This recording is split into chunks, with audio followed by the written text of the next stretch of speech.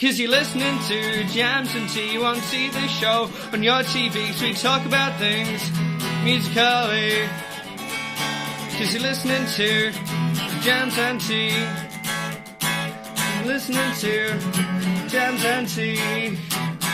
All right, everybody. Welcome back to another episode of the Jams D Podcast Record Club, where we talk about a new record every week recommended by one of the 5 members of this podcast. And this week we are going to be discussing August's recommended record, which is John Zorn's Spillane. Would you like to introduce John Zorn and Spillane to us and the audience? Yep.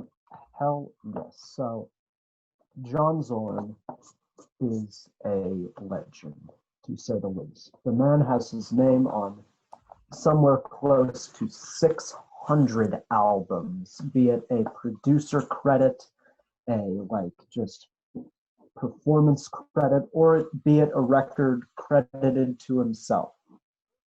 Zorn has been around the industry for a long time, and he is one of the most consistently interesting composers, with his own studio dedicated to creating avant-garde music meant to challenge perceptions of genre, of just what music can be sometimes, with his producing of John Oswald's Plexure, an early Plunderphonics album, or things like Mr. Bungle's Self-Titled, which I mentioned earlier on our main episode, which you should watch if you haven't. So nice tie-in there. But that's a lot to do with who he is. He is a saxophonist, multi-instrumentalist. Sorry, I thought you were about to say he is a sex offender for some reason. It's the election, Tyler. It'll do that to you. Yeah. Build up expectations. Exactly. So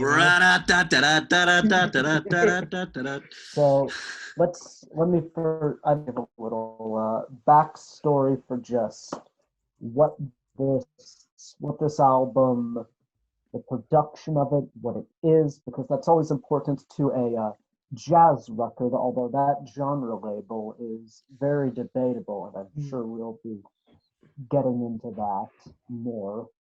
But this album was named after crime novelist Mickey Spillane, most well known for his character Mike Hammer, who Mickey Spillane, of course, provided the name for the album, title track, a lot of stuff on here. It does feel like one of Spillane's stories at points. Yeah. Yeah.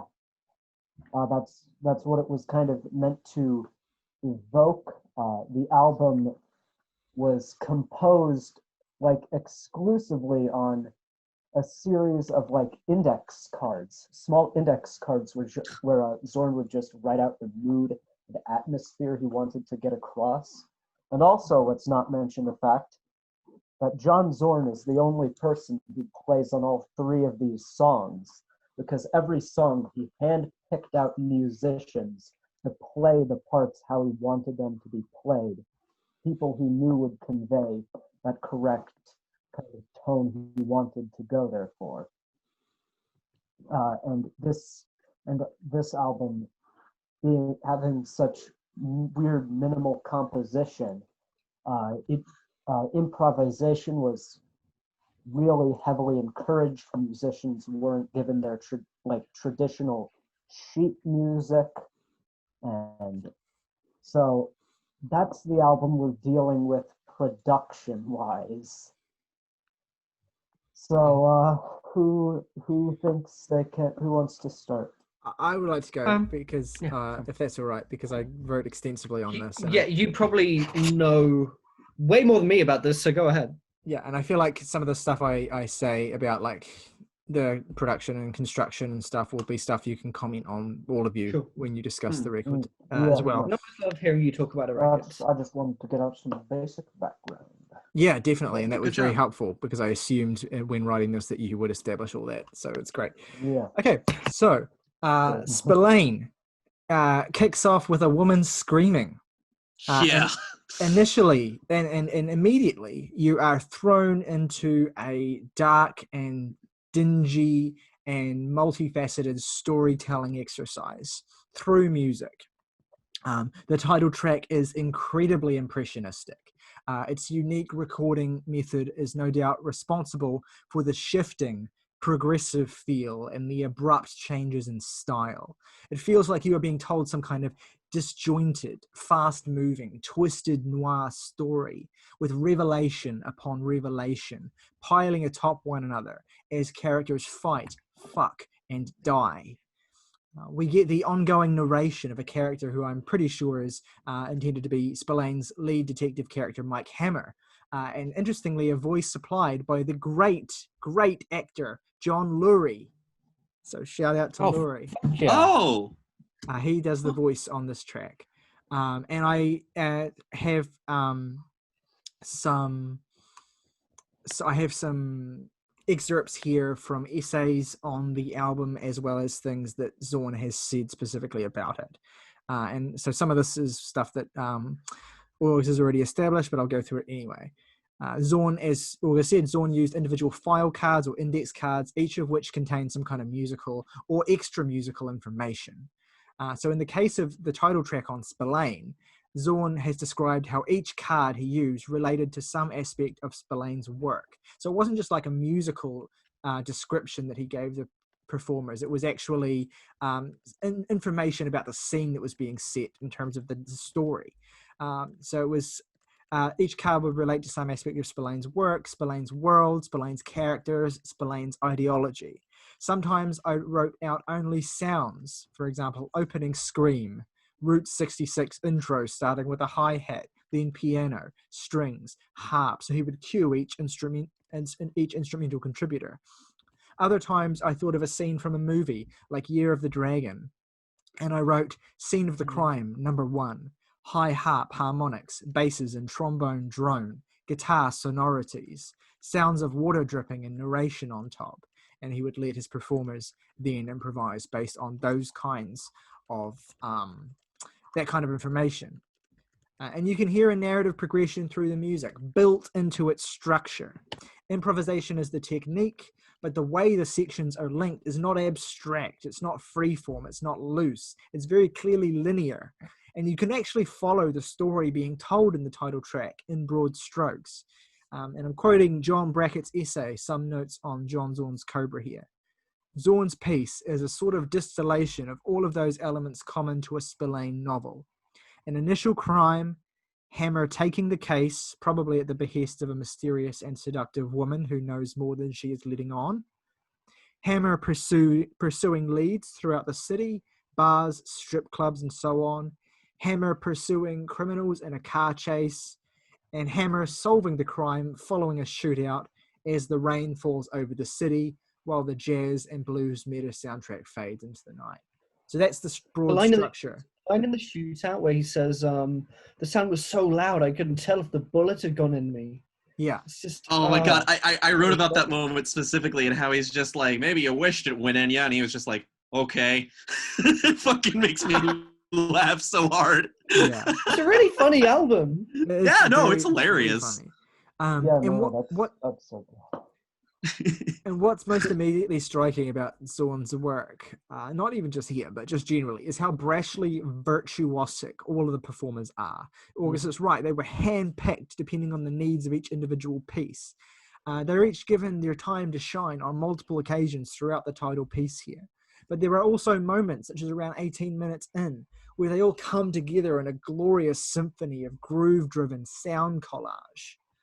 The way the sequence then erupts into screams and gunfire in one of the many deconstructive sections that at points approach musique concrète is thoroughly stunning and rewards repeat listens. Coming back to the title piece on Spillane, I'm struck more and more by the genius of its construction, how it breathlessly pulls you along through various twists and turns without ever alienating you as a listener entirely. The first time you hear it, it's overwhelming and digressive, and at times it might even seem random. But the more you allow it to sink its teeth into you, the more immersive it becomes. And the more involved you feel in the detective drama.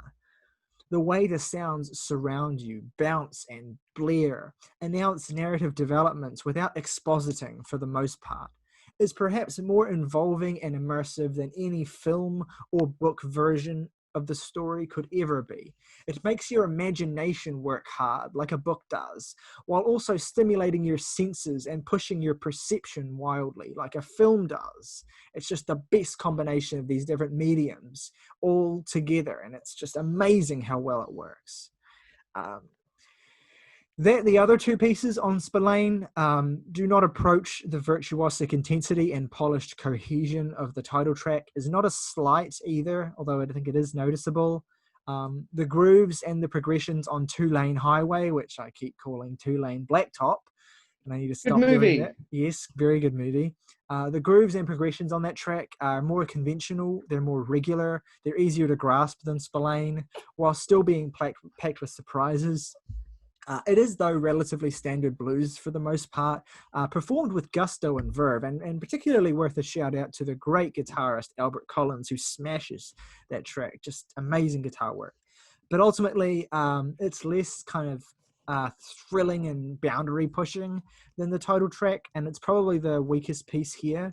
But then you have the San Francisco famous quartet, the Kronos Quartet, collaborate with Zorn on the final piece here, Forbidden Fruit, which kicks off with this jagged Penderecki tribute before settling into something more measured and dramatic.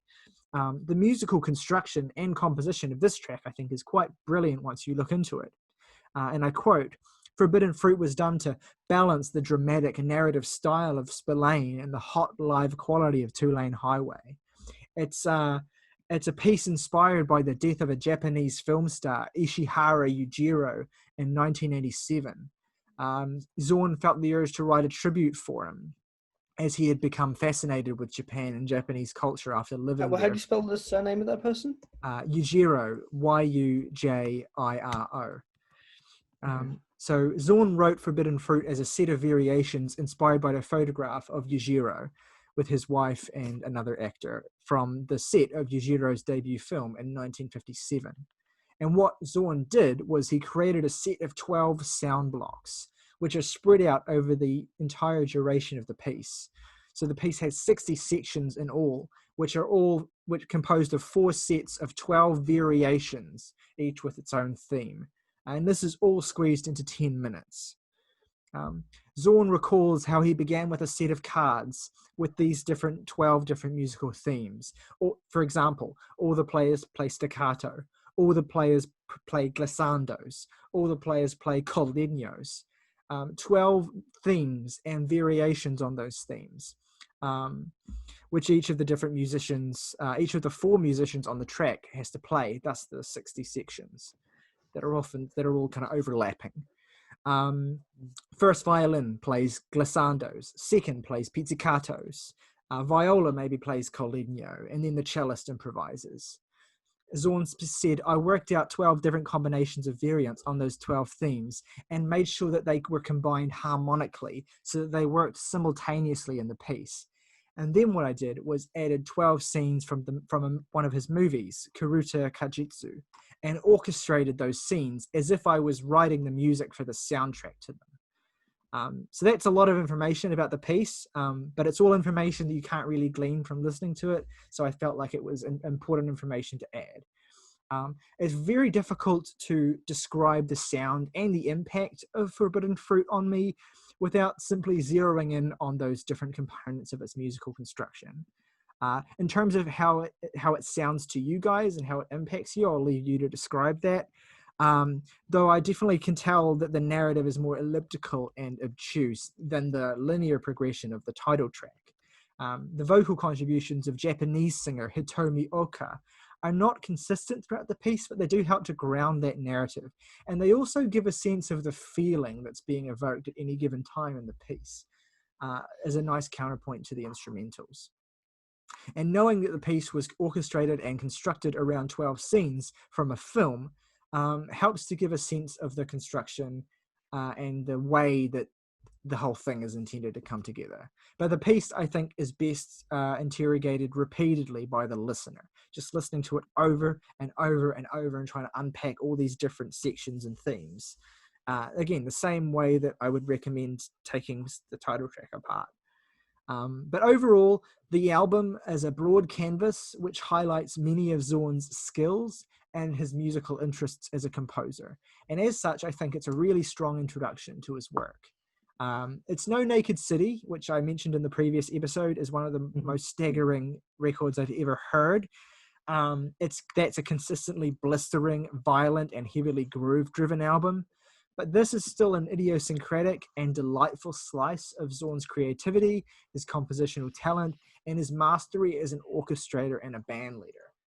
It's so much fun, it's conceptually fascinating, and it immediately makes you want to learn more about like how his mind works and how music can approximate storytelling without having to rely on, you know, the conventional ways that storytelling is kind of expressed in art. It's more, gets you on a more cerebral level, and it's awesome like that. And I love it.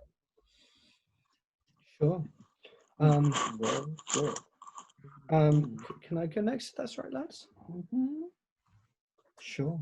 So I want to preface this by saying, like, second favorite Nick Cave album is Murder Ballads,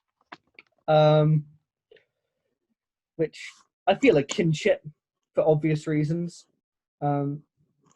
And what I love, especially about the first track, Spillane, the title track on this record, is it conjures up so much what Nick Cave does in the album with like rhyming couplets, individual rhyming couplets that evoke a whole story by themselves. Like, I put his head where his wallet should be is a key line on the record for me.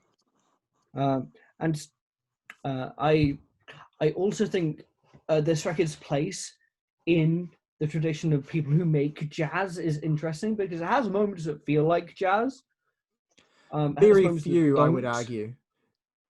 Sure. It's certainly front-loaded with them and they go away.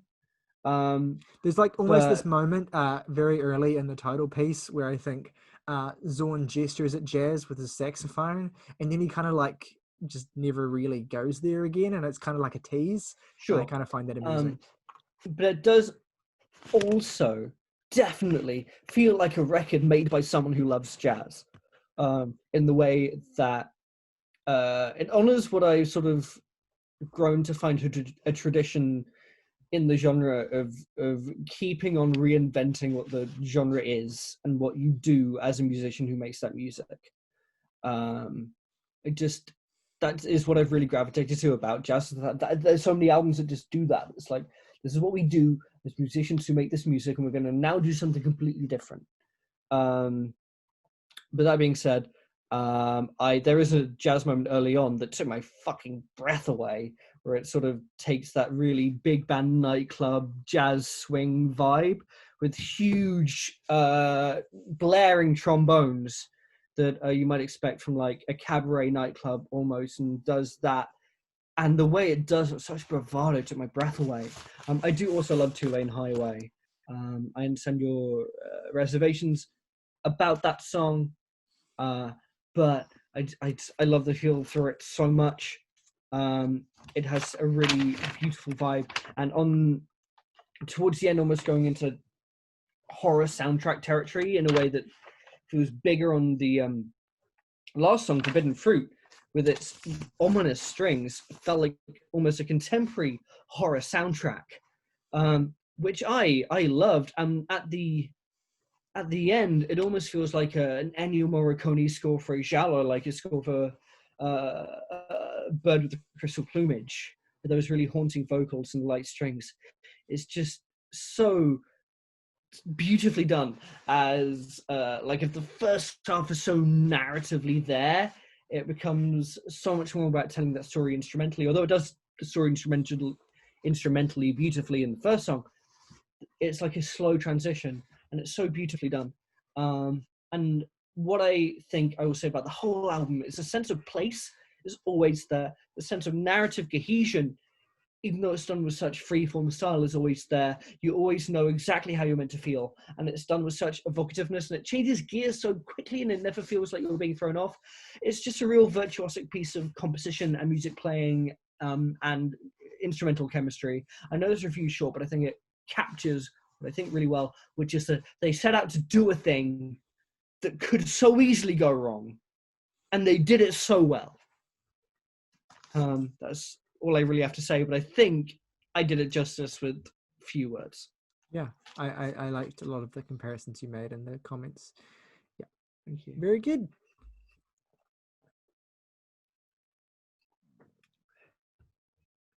Okay, I'll go.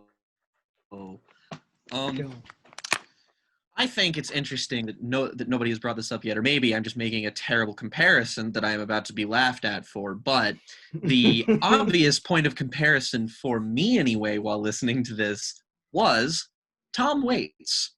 Yes, that's in my notes, I especially with found- the first track. Going out west or something like that, you know. Yeah, it has it, but see, what's he making in there? See, it's got a lot more of the more esoteric qualities to his sound, I think. It's because it does take stuff that's like from his earlier jazzier stuff, like a lot of the spirit of stuff like The Heart of Saturday Night is on here when it's sort of going through these noir, like city scape passages of just like building this sort of environment for you. It's like you get a lot of that, but also the storytelling, the manic instrumental energy, which just absolutely fucking does not ever stop.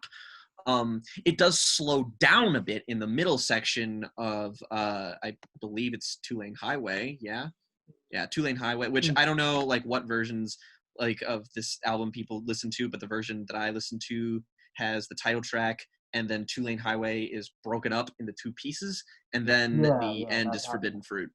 Yeah, I just consider it one piece, but it is broken up for me. Yeah, basically, it just makes it easier to talk about, just because it is a little bit more distinct.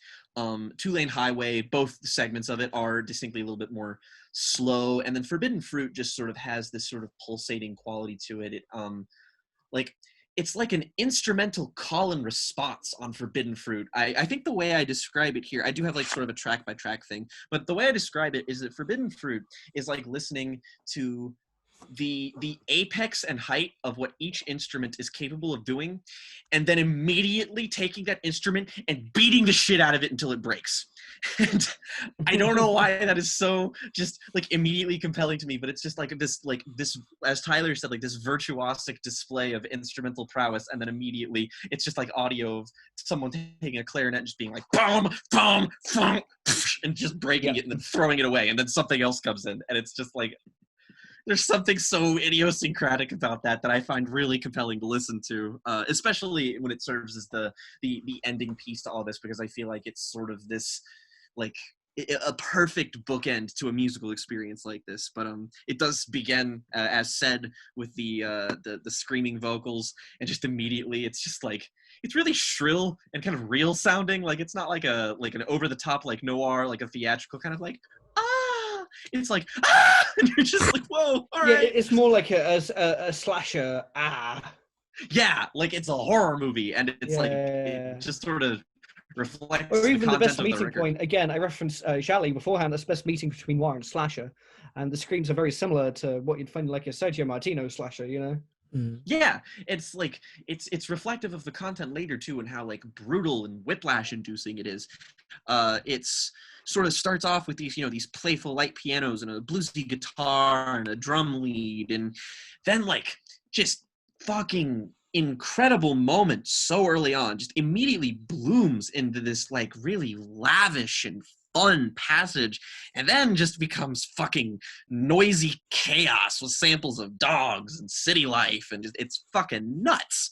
And it captures the feeling and anxiety of this fast moving, thriving metropolis, and I love that.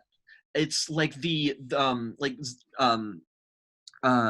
Tyler commented on it being like this progression of a narrative, and I didn't know that going into it. I just sort of like piece together, I guess, the skeleton of something happening based on what went by. So I will like re-listen to this again because I mean, spoiler, I really, really like this.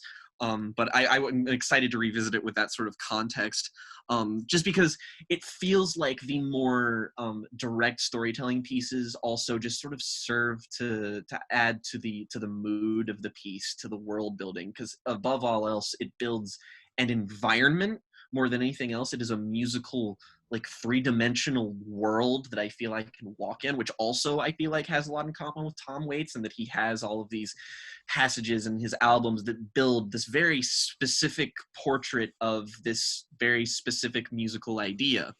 I would not be at all shocked to learn that either one of them like had influence on each other in some way, especially considering they were active in the same era. I think this was 1986.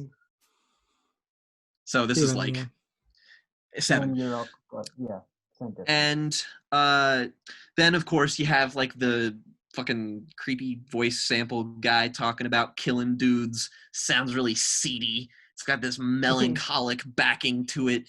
Very shifting, multifaceted. The best word to describe this album is restless. It just never is content in being what it is and is constantly focused on progression, which I think is why I would tentatively label it a jazz album, just because, like, sonically, yeah, I do think there are very few actual jazz passages, but I think it's really more the spirit of the genre. It's just the sounds that it's doing all of this with are not traditional jazz sounds, and that's what makes it so fucking fun and interesting to listen to. There's sounds of a bar room, which really makes me think of Tom Waits a lot. Just like this, you can like smell the alcohol on people's breath, and like just sort of like see the dingy low lighting and the smell of like cigarette butts. There's also eventually a point where it gets to this, like, I think it might be a theremin, and it's super eerie sounding, and it's, oh god, I love that shit. It's kaleidoscopic. Then there is, like, Tyler, you described stuff on Naked City as being like grindcore-ish. No, sounding. not grindcore-ish. It They're is like grindcore. Okay, it is grindcore. There are moments, at least on this like opening bit here, where like they're very brief, and it's usually transitioning between passages. But where I was just like, the abruptness, the speed, the violence, and the aggression of the sound is just like, this actually does remind me of grindcore. It feels like this is beating the shit out of me. What's funny about that comparison is that, I'm not joking, most of the grindcore tracks on Naked City are like less than 20 seconds long. Yeah, that's exactly here. It's like, but it hits with such immediacy that it almost, like, every segment on this like feels longer than it is. Like the first 3 minutes of this song, I just like looked at it and I was just like, how has this only been 3 minutes? I feel like I've listened to like 2 albums worth of music. It's insane, and it doesn't sound like it's in a rush or it's in a hurry. Like, all of these music ideas are fleshed out and developed. It's like 80 songs in the span of 3 minutes. It's whiplash, but it works. Sincerely, I've just never really heard anything quite like this. Like, all of my comparisons thus far are like tangential and appealing to very specific parts of the sound. Like, holistically, there is just nothing like this that I've heard. And but if I had to make a direct comparison, like, the only thing that I think is this restless, this experimental, that draws from a lot of the same sounds. I've already mentioned the artist in question, but this reminds me a lot of Tom Waits' The Black Rider. The narrative introduction to that album, its weird digressions, its weird sampling, its storytelling, and if you've seen my video on Tom Waits' discography, you will know I am a large fan of The Black Rider, even though that is a much unfairly maligned album in my opinion. But it's hard not to feel like this is a more well-realized and, in many ways, more impressive version of that album, even if I don't quite like it as much just because it doesn't contain Tom's writing. That said, I love the wailing guitars that come in and the incomparable saxophone playing in the first piece. Just absolutely just sumptuous. Love it. The layering and the segues, shockingly well thought out considering how many there actually are. Like, there is no reason for this album to seamlessly segue between its differentiating like passages so adeptly. And yet it does. Like, this is what makes me want to listen to more of Zorn's music, but I'm kind of like overwhelmed because when I look at like his discography on Sputnik Look, Music, it's just wow, I- this guy has like 100 albums. Listen to me. I'm gonna bug you all to listen to Naked City until you do. Naked So City. don't Yeah, worry about that I've got Naked City. I just downloaded that. Like, I'm really excited to explore some of his stuff just because I feel like he's an artist that I really connect and gel with on a very like primal level because I like this shit. I already mentioned that I love I didn't know if the bullet hit me. It didn't, but you might wish it had. And then there's this long pause and then, thanks. I eat that shit up. It's so great. Like, that's so like quintessential fucking like Maltese Falcon-ish shit. And I'm just like, oh, I love film noir. I love this. Tulane Highway starts out building this kind of like funky, groovy piece that gains a lot of momentum and becomes just really fucking fun at the 3-minute mark. And then it becomes like distant and psychedelic and bluesy. And it makes me think of like Jimi Hendrix and shit. And then the final leg actually makes me think a lot of the more like instrumentally dense parts of Pink Floyd's Dark Side of the Moon, especially in how they transition between one another. The sort of psychedelic leanings that this album has, the more like just intense and fucking versatile. I mean, like, again, I don't know what genre you could possibly label this as. Yes, thank you, Saoirse, for the visual aid. No problem. Comes to a roaring finish with that fucking guitar again. More prog rock vibes in the second part of Tulane Highway. The spoken word is really colorful and full of character. Room 66. And then the fucking just wait and just, okay. Oh yeah, can we talk about how the album just has a blues rock song on it? Yeah! It's fucking awesome. Again, Jimi Hendrix. That's what it makes me think of. Yeah. It's great. It's more like mellow, it's distant sounding here. It's a good breather, but I do prefer the other segments by virtue of them just being more innately dense and interesting. Like, that's the part of the album that I remember. That's the appeal of the record. And while I do think it's necessary to have a breather, it's just not what I would come to this for. But I'm pretty sure that the record is at least slightly better for it. Immediate fucking insanity with the strings, they fade away, and then there's the sort of Japanese woman's voiceover. No fucking clue what's going on, but I'm here for it. And I also just have to applaud the production. I just really think that everything sounds so good, and knowing that there were so many different performers and just like each part of these individual tracks just sort of had to be stitched together like this. Again, I just don't understand how this isn't a giant fucking mess that doesn't sound good, or like, it even kind of calls to mind something like Coltrane's The Ascension, which we talked about, which is an innately more like chaotic sounding album, but it's like denser and there's something more primal about that. But there's something like here that makes it feel it's more contained, it's more tightly structured than that. And, and that's what makes it amazing. I love the sort of the female vocalist on this last part here. It's kind of ominous, sort of mournful in tone. I can definitely see the framework that Tyler applied with the narrative here of this sort of being the more climactic and like thereafter sort of moments of this part. And then there's like, this is where the final track just sort of starts doing that thing where it's just like instrumental excellence and then immediately chaos and like breaking and just a bunch of like clattering shit, like sample bits from what sound like a rendition of the tango briefly break in here, but then the instrument is like literally broken apart on the fucking recording, and then it becomes like electronic and glitchy in places, and I'm just like, what the fuck? This album's from 1987? What the fuck? This doesn't make any sense. This sounds like something that would be made as an electronic experiment in like the late 2010s that would be heralded by fucking like music critics now as just being like, oh, this fucking like virtuosic experiment in music that's calling back to this era. You mean Pitchfork? Yeah. well, Pitchfork and Anthony Fantano, but that's beside the point. I just wrote down at one point it becomes so like chaotic and aggressive. I just put "hold me, I am scared." Tonally, it's just bug nutty as hell. Like even Tom Waits never got this level of like, what? And like the strings in the middle, they're so fucking shrill, and the way that they're still able to melt into the more mellow moments, it gives me this weird euphoria. Just it gives me that buzz. And then there's like this electronic sizzling and breaking and crackling, and it just hits a part of my brain in the same way that the 10 Tricks Point Never album or even fucking Autechre does, and the way that those just like those dense textured hits just fucking they like grind into me, and I'm just like, I'm just do it harder, hit me. And if that makes any sense, it's scratching an itch that I didn't know I felt. And I got to applaud how this last bit has enough variation to not make it drag. I feel like in a lesser adept hand, it might become repetitive and just sort of bouncing back and forth between musical coherence and discordance, but it works because it's so textured.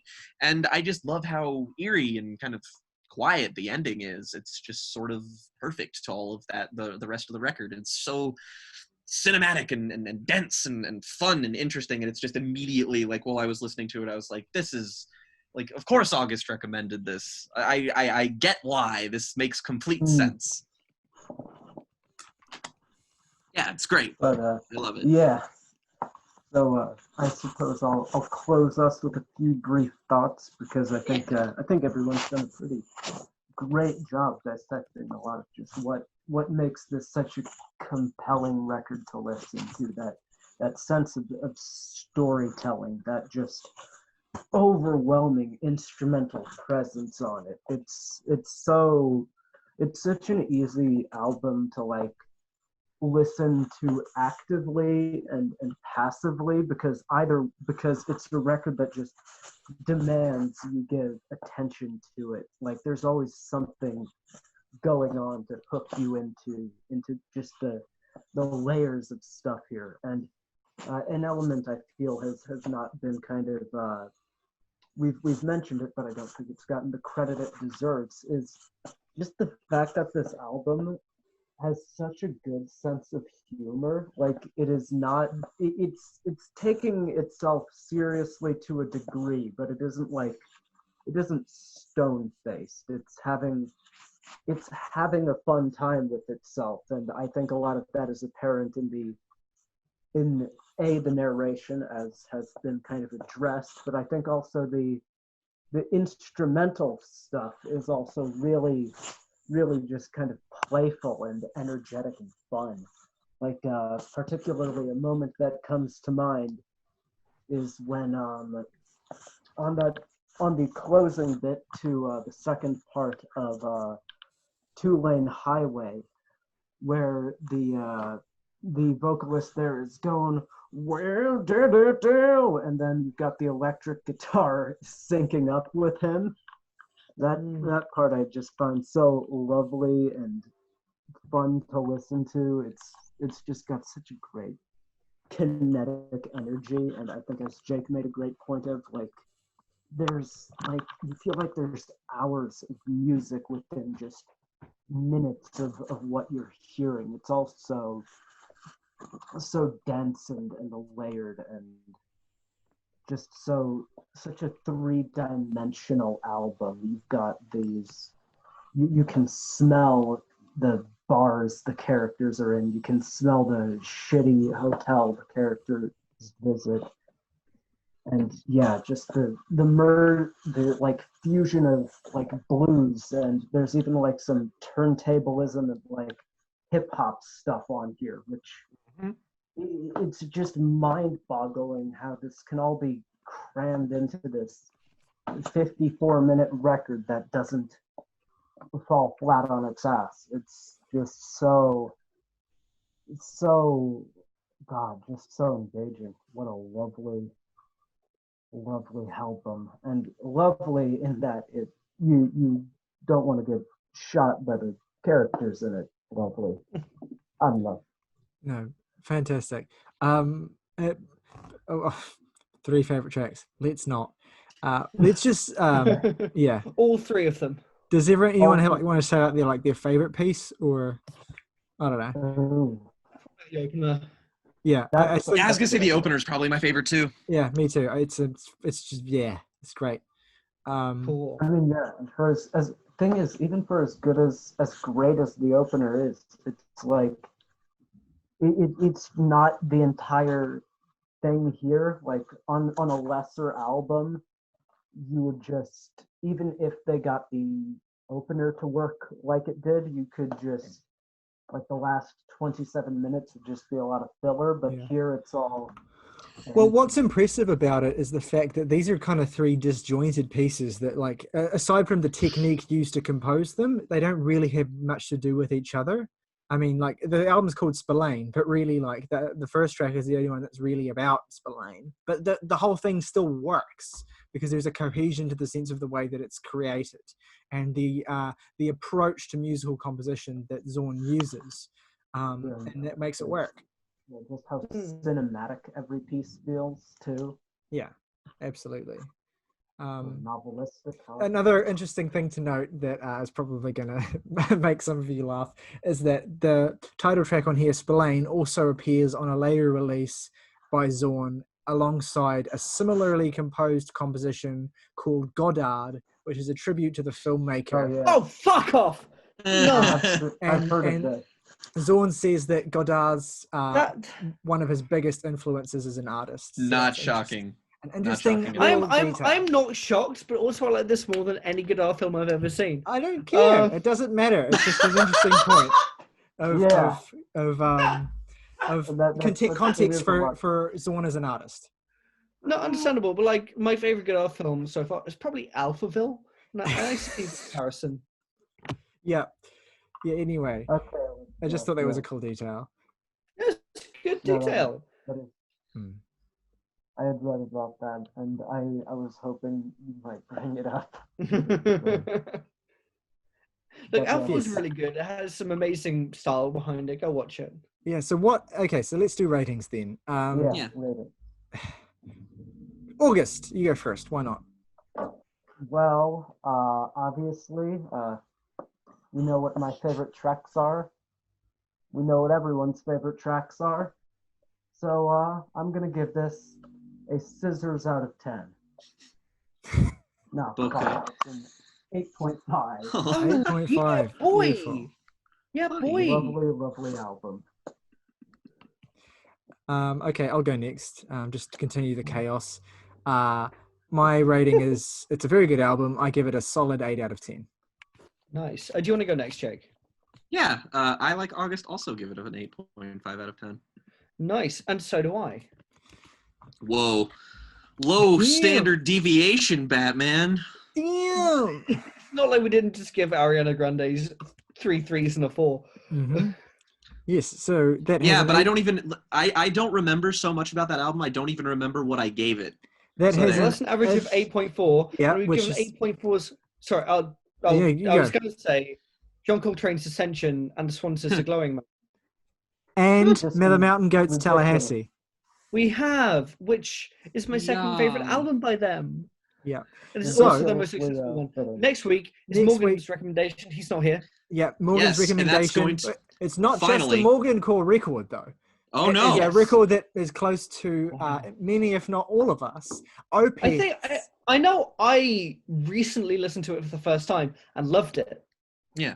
Yes. I keep interrupting you. I'm so sorry, Tyler. It's all good. It's fine. Opeth's Blackwater Park. So yes, if you have thoughts on that record, or if you haven't heard it, many of us consider it one of the greatest metal records of all time. We have been talking about it for many months because we are big fans. It's an all-time favorite of both mine and Morgan's. We've gone on record.